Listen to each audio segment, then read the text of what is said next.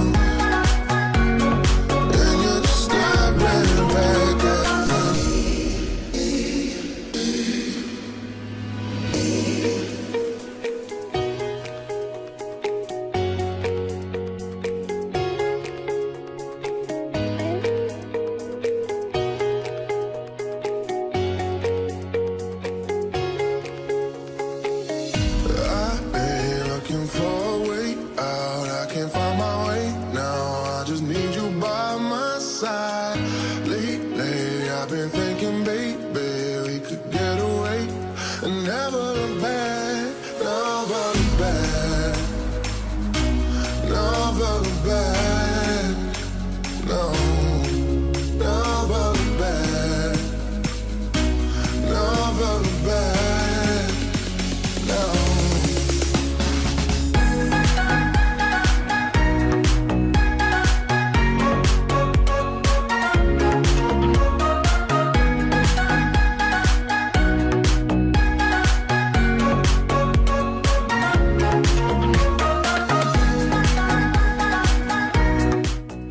إذا أحبابي في الله، بعد الانتهاء من صنع هذا المجسم على شكل كروي من الإسمنت وبعد جفافه تماما، نقوم بدهنه بالصباغة الزيتية على لاك ملون لامع.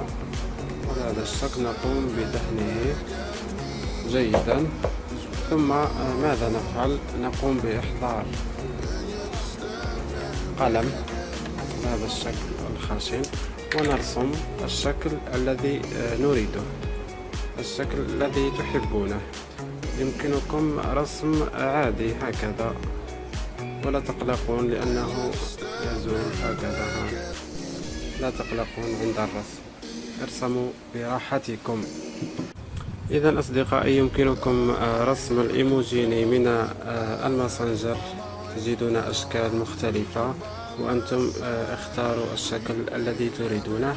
وكذلك يمكنكم الذهاب إلى جوجل كروم وكتب إيموجي بالعربية أو بالفرنسية.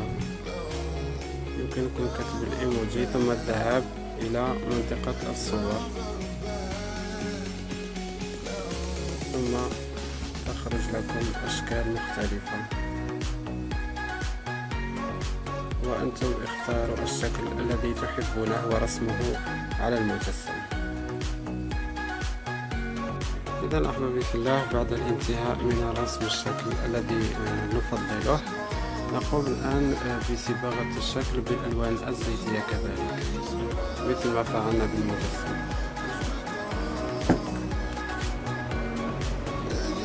هذا إلا القليل فقط من الصباغة.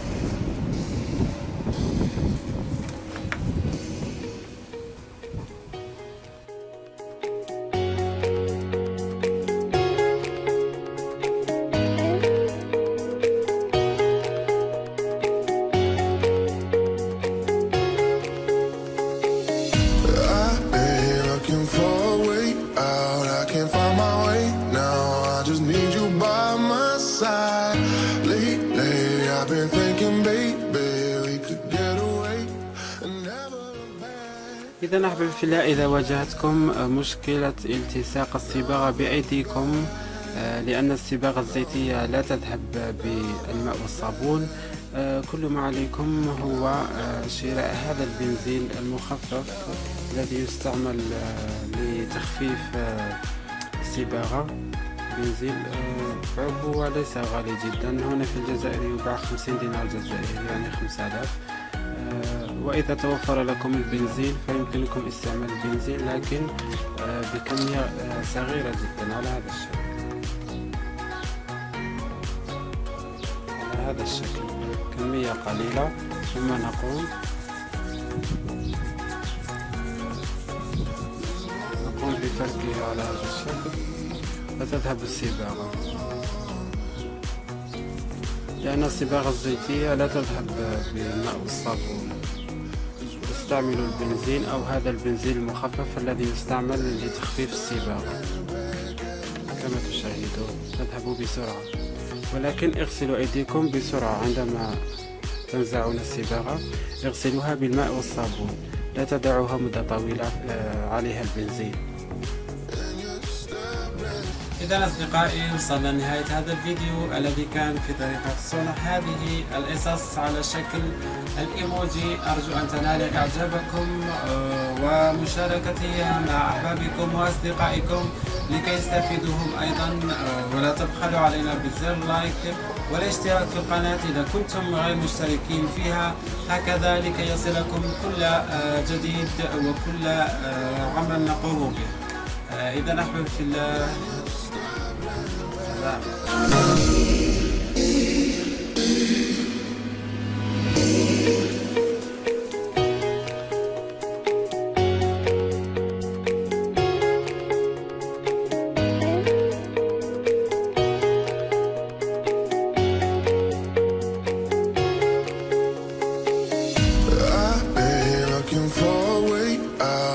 Find my way now. I just need you by my side.